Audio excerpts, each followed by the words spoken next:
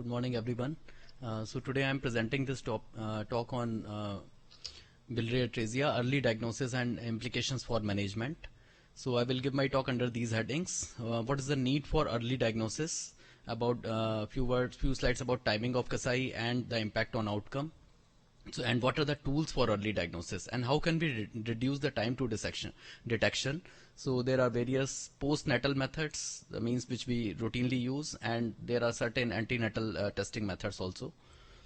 So before going to means what are the methods, we should understand that how do we define the success of Kasai portoenterostomy. So this is defined as when the bilirubin comes down to below 2 milligram per deciliter, or some studies say below 1, within 3 months or 6 months post Kasai portoenterostomy.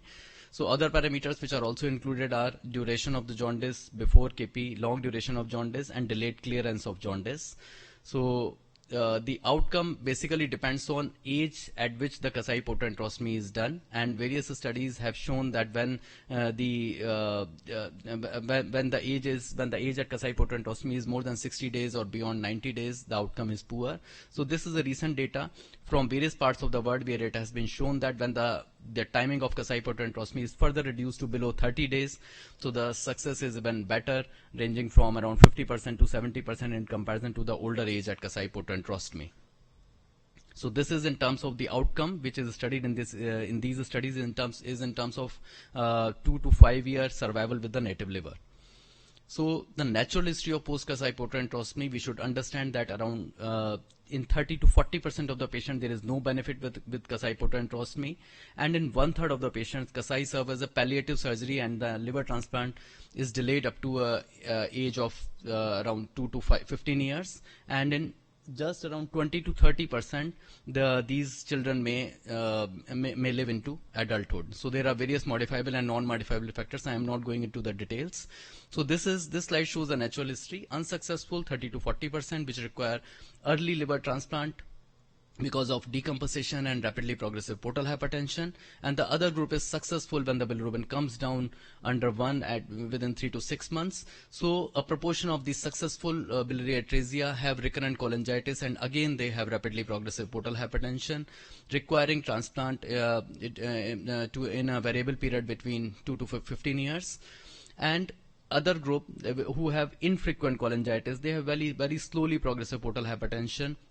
So this group comprises 20 to 30% of overall biliary atresia, who may survive into late adolescence or adulthood. So these are the events in the long term after Kasai portoenterostomy: cholangitis, variceal bleed, ascites, and portopulmonary hypertension, hepatopulmonary syndrome. So what are the prerequisites? So before looking up the test for which are there for diagnosis, we should understand the prerequisites for early diagnosis, which should be there for each and every disease. So the natural history of the condition, that is development from the latent to the declared disease, should be adequately understood, and there should be recognizable latent or early symptomatic stage, and the condition sort should be an important health problem, which unfortunately is not considered for biliary atresia, and there should be an accepted treatment for patients with recognized disease and the facilities for diagnosis and treatment, and there should be an agreed policy on whom to treat and whom not to treat. So in subsequent slides, I will go from clinics to various markers, from postnatal to perinatal to antenatal. So the first and the foremost thing is the ultrasound, which we are all aware that these are the important signs on ultrasound. Non-visualization of gallbladder, which is the commonest sign seen in around 70% of the patients with biliary atresia. Small gallbladder, less than 19 mm, or some studies say less than 15 mm. Then non-contractile gallbladder, when the contractility is less than 60%. Abnormal gallbladder wall. And then triangular cord sign, which is the most cited and the commonest sign. Then subcapsular flow, prominent hepatic artery, or the ratio, which is hepatic arteries to right portal vein ratio when it is increased, the last three are related to the abnormal, the architecture of the liver. So this is a study from PGH Chandigarh where 99 neonatal cholestasis infants were evaluated, and here we can see that the triangular cord sign, which is cited in the Western literature, has a very good sign. The sensitivity was very poor. The other signs, like among these, the most important was non-visualization, the abnormal gallbladder, non-visualization of gallbladder, or non-visualization of the CBD. And this study mentioned that when the triangular cord sign is absent along with a normal gallbladder morphology, so we can in 92% of the patients we can appropriately exclude biliary atresia.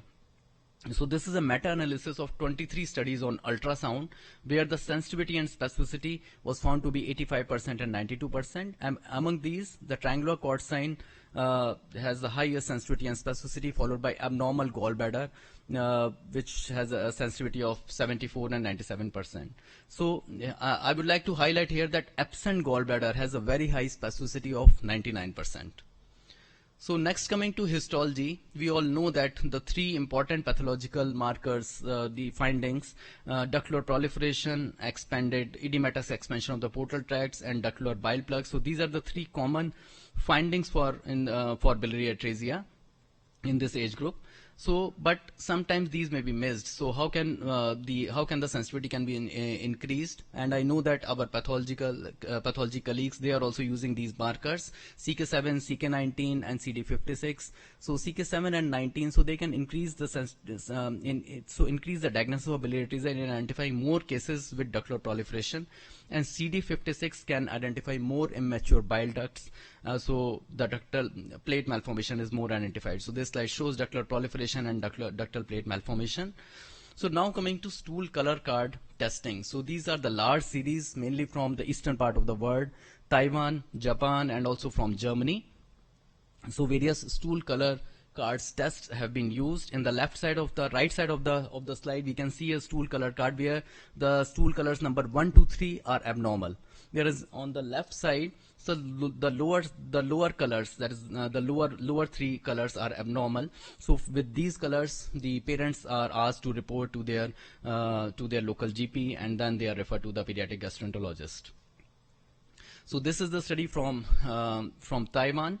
So where the before screening, that is the era between 1990 and 2000, was compared with when the stool color card was implemented in comparison to another era where the universal screening implementation was done, and it was found that the rates of Kasai under 60 days significantly improved from 49% to 66%, and also the jaundice-free patients who had bilirubin, who became jaundice-free under 2 mg per deciliter at 3 months also improved from 35% to 61%, and also the late referrals reduced to almost half, from 9.5 to 4.9%.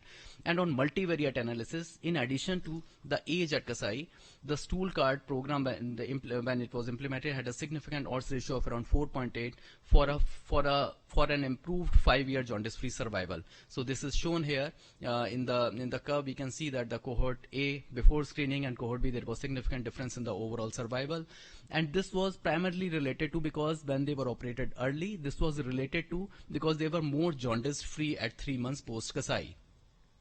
So this is another study from Japan where again they mentioned that the sensitivity and specificity of stool color card testing in around more than 3 lakh infants was 76% and 99.9%.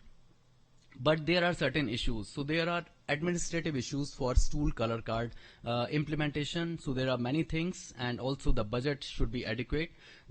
All the government hospitals or where the primary deliveries have been done, they should be contacted for distribution of the stool color cards, and also there should be proper education of the nurses as well as the primary pediatricians for the reporting of the stool color card and for the interpretation.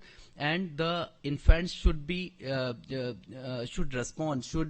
come with the stool color card at 1 month, and they should report at 2 weeks, 1 month, and between 1 to 4 month intervals. So these are certain issues which particularly in our setting. So this is another study from Germany where actually they mentioned the limitations of the stool color card testing, that the distribution of the stool color card was not adequate, there was poor acceptance by the primary pediatricians, and also they concluded that in the decentralized healthcare systems without any educational campaigns and in the absence of standardized diagnostic and treatment algorithms, and when a proper tertiary referral center is not defined, so these stool color card programs they may become additional burdens for the healthcare providers without any definite benefit. So these are the differential diagnosis of abnormal stool color which we should know. So apart from biliary atresia, it may be a choledochal cyst, it may be PFIC, allergils, TPN cholestasis, or it may be just a transient cholestasis or infection like UTI. So this study particularly looked up whether the stool colored card testing, if it is implemented, so whether it is cost effective or not. So this was done in a Markov model analysis, which is a simulation testing, where different inputs like probability of first liver transplant or retransplant, mortality after a transplant, usage rate of stool color card, and false positives with the stool color card testing, so they were all entered, and also various economic variables like treatment cost of liver transplant, without liver transplant, following liver transplant, cost of the stool color card, and the administrative cost, and cost of education also. So these were all entered into this model, and they found that, and also they provided an algorithm that if the stool card, if the stools are acholic, so then further testing and referral should be done. So this they found that with strategy B, that is if the screening is implemented in contrast to no screening, so there is a cost difference of around $8,500, and with a gain of around 30 life years, and with reduction in the number of transplants by 11, and reduction in number of deaths. So now then coming to the clinical and histological parameters. So this is an index, this is a scoring system which was developed from Egypt, and this was published in Journal of Hepatology, where a 12-point scoring system was developed on the basis of clay stools and ultrasonographic features like triangular cord sign, and hepatic artery diameter, subcapsular flow, and gamma GT more than 286, and histopathological features like ductal proliferation and bile plugs. And so different scores were given, and 3 of the parameters received a negative score, that is a gallbladder length if it was more than 20 mm, or if there were multinucleated giant cells in the biopsy.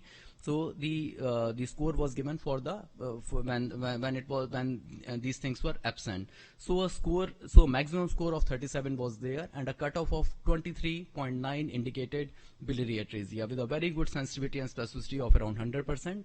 And this was validated and with a slightly lower specificity, but sensitivity still remained 100%. So this is another score from China. So where in the derivation and the external validation cohort, so 7 different parameters were entered, like weight, abnormal gallbladder, triangular cord sign, clay colored stools, gamma GT, and the increase in bilirubin, and also albumin at the time of admission. So with all these scores, an equation was derived, and with this score, the area under curve was 0.94 with a very high sensitivity and specificity of 86.6%, and cutoffs were defined to classify patients into high, medium, or low risk groups. So this was validated this was confirmed in the derivation cohort and then validated in the validation cohort. So this was a web-based calculator which they proposed, and so this is available online with a probability risk of what are the chances of development of presence of biliary atresia. So now coming to serum markers. So this is a study which mentioned the role of microRNAs in biliary atresia. So this study looked up MIR21 and MIR29A, which were different in comparison to the controls as well as to the cholestatic infants. So MIR21, so in comparison to the non-biliary atresia cholestatic infants, the levels in the biliary atresia were significantly higher. So coming to metabolics in biliary atresia versus neonatal hepatitis, again a study from China where they mentioned that in biliary atresia infants there were higher levels of glutamic acid and glutaryl carnitine, whereas in the non-biliary atresia cholestatic infants there were levels which were higher for threonine, propionyl carnitine, isovaleryl carnitine, and of glutamine. So about matrix metalloproteinase 7. So there are various studies on this to look for the presence and also progression of biliary atresia. So in this particular study, increased levels of MMP127 and the tissue inhibitor of metalloproteinase 1 was found to be high in biliary atresia, and particularly MMP7 was almost 6-fold higher in biliary atresia and increased despite a successful Kasai-Porta-enterostomy. And it was found in this study that the MMP7 was localized to the biliary epithelium of bile ducts and ductal proliferations and periportal hepatocytes, and the levels correlated positively with metavate fibrosis and portal fibrosis grade.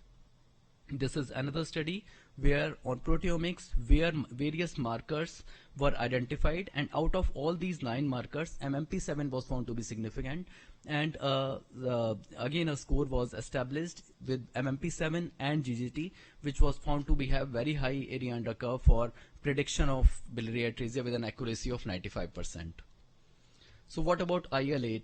So this is a study from Helsinki and King's College London. So where IL-8 levels were found to be significantly associated with histological fibrosis, ductal proliferation, and the levels of GGT at Kasai photoenterostomy, and they correlated with the fibrosis as well as cholangiocytic markers, and also they were positively correlated with bilirubin and with other liver function parameters like AST, LT, and GGT. But they were not found to be significant to predict the outcome of the Kasai photoenterostomy or survival with the native liver. So this is another study where the various proteins were identified on the gel electrophoresis and tandem mass spectrometry. So the lower 4 proteins in this heat map, so the lower 4 proteins were high in infants with biliary atresia, which were apolipoprotein E, apolipoprotein C2, complement component C3, and complement factor B, whereas the upper 7 proteins were elevated in the non-biliary atresia cholestatic infants. So this is another work from King's, from Professor Davenport. So where biliary atresia infants were compared to non-biliary atresia controls, and it was found that out of the various inflammatory markers at the time of Kasai, serum intracellular adhesion molecule and serum vascular cell adhesion molecule were significantly higher in infants with biliary atresia in contrast to controls. And they also followed up these infants and they looked up the change in the inflammatory markers, and it was found that there was progressive increase in these inflammatory markers, particularly tumor necrosis factor alpha. And also the serum intracellular adhesion molecules were found to be associated with poor response, and also there was and it also predicted the need for liver transplant at 1 year with a 92% specificity and 87% specificity.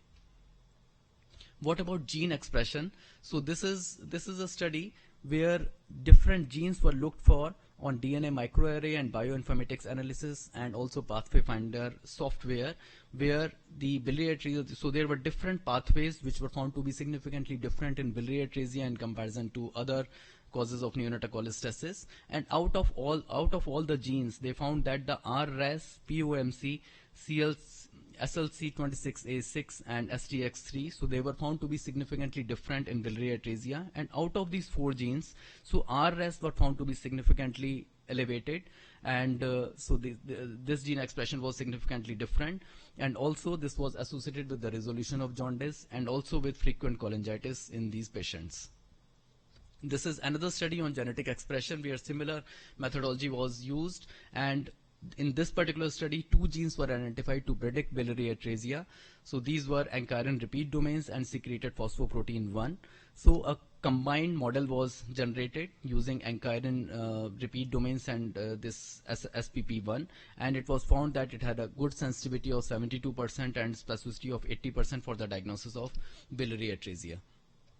And also it was found that the presence of these 2 genes correlated negatively with the Treg cells and positively with the CD4 cells.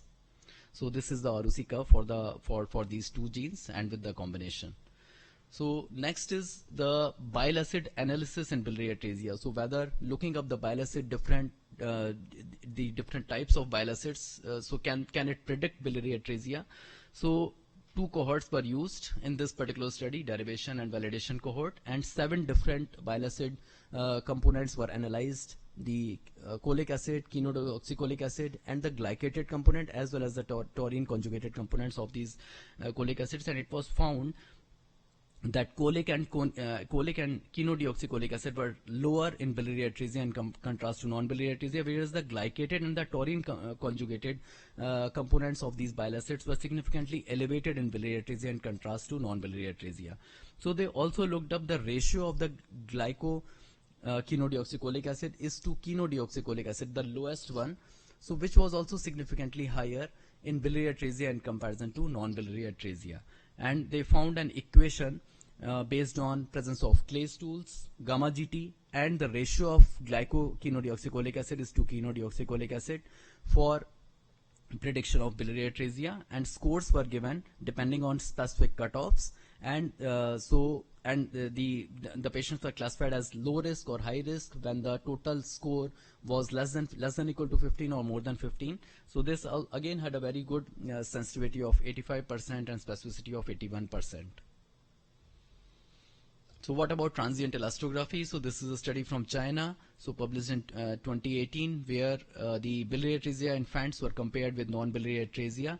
So where it was found that a cutoff of 7.7 kilopascals, so differentiated biliary atresia from non-biliary atresia, and on multivariate analysis, GGT more than 200 did not come into picture. Only LSM was significant with a cutoff of 7.7.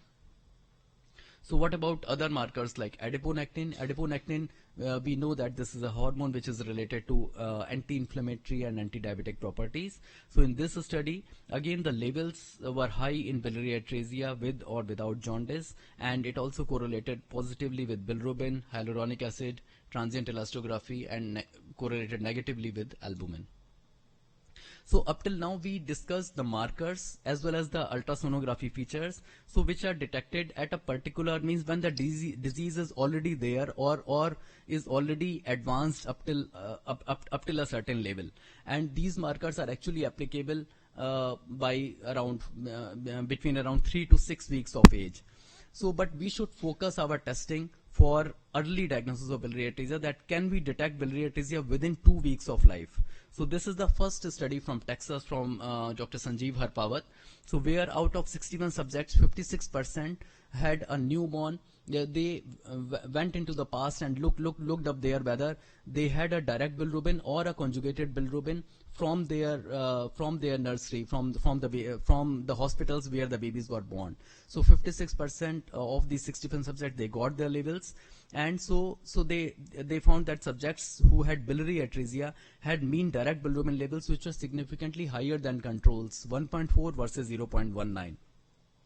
So despite the elevated direct bilirubin or conjugated bilirubin levels, so majority of the patients had a normal direct bilirubin is to total bilirubin ratio.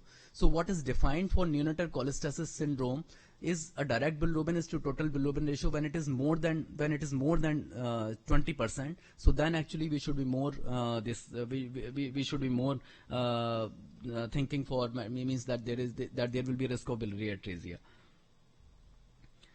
So this is another study. So the same authors again went up to the hospitals of more than 9,000 infants, and they looked up their direct fraction or conjugated bilirubin fraction within first week of life, and they found that out of these 9,000 infants, 35 were found to be biliary atresia, and around 9,102 were non-biliary atresia.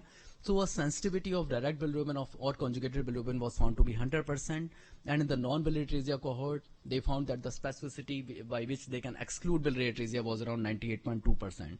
Further, they actually defined, they tried to increase the specificity, so they looked up that whether calculating direct bilirubin is to total bilirubin ratio increased the specificity, so it increased to 99.3%, and also when they used the 99% reference interval for that particular lab, again the specificity increased, and the third method was if they repeated the testing, then again the specificity to exclude biliary atresia increased.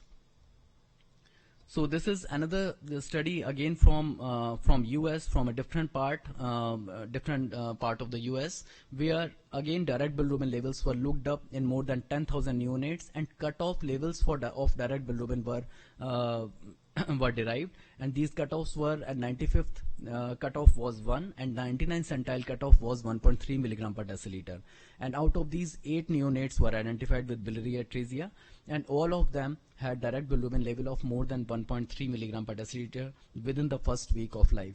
So this is the time actually we should target that if we can identify biliary atresia within first week or within first 2 weeks of life, so the outcome will drastically change. So what about antenatal testing? So there are few studies on antenatal testing, like non-visualization of fetal gallbladder. So this is actually a common finding. It means not very common. This is seen in 0.1% of total pregnancies. So of these total, means when this finding is there, so gallbladder may be visualized later in third trimester in 16% or postnatally in 37%. So this is not actually, this does not have a very good sensitivity for biliary atresia. Differentials may be just agenesis of gallbladder, biliary atresia or cystic fibrosis. And overall means biliary atresia, if we look up 100 cases of non-visualization of fetal gallbladder, so then biliary atresia is present in just 17% of the patients. Another finding which may suggest is cystic dilatation, where the differential is choledochal malformation. And also if we look up the records of biliary atresia and we go retrospectively to look for their antenatal ultrasounds, so then non-visualization of fetal gallbladder or small gallbladder is found in just 24%. So thus the sensitivity as well as specificity for non-visualization of fetal gallbladder is not a very good sign. Another thing is low gamma GT in the amniotic fluid. So gamma GT levels elevate by 18 to 19 weeks of gestation. So the anal sphincter is not very well developed by that age. So whatever GGT is passed into from the gut, so it goes into the amniotic cavity. So if we look up low GGT in the amniotic fluid in the second trimester, so this may be a marker for biliary atresia, but again the differentials may be cystic fibrosis or in trisomy 21. So this is our ILBS data of 265 cholestatic infants. This is up till 2019. So we looked up transient elastography in 0 to 3 months and 3 to 6 months. So a cutoff of around 8.8 differentiated biliary atresia from non-biliary atresia. But here again we can see that in the 0 to 3 months age group, the predominant the age group within the 0 to 3 months is 2 to 3 months age. But we have to focus our testing, focus our screening strategy to under 30 days when we can these infants should be diagnosed quite early. So this is a protocol for evaluation of neonatal cholestasis which is proposed from the Texas Children's Hospital. So this is almost the similar which we are also following, except for the screening test. That is, we are not doing stool color card testing, and we are not doing direct bilirubin or conjugated bilirubin measurements. And rest we are doing everything. Like lab, we are looking for the GGT levels. We are looking for abdominal ultrasonography, the transient elastography also we are doing, and liver biopsy we are looking for the histopathological findings, and then followed by percutaneous cholangiogram. So this is the algorithm which we are following, that LFT, if it is showing conjugated hyperbilirubinemia, we should look for the 3 consecutive stool samples. So if the stools are acholic, we should look for ultrasound, the findings to suggest biliary atresia. If it is a small or abnormal gallbladder or presence of triangular cord sign, then it suggests biliary atresia. If it is a dilated system, it suggests choledochal cyst.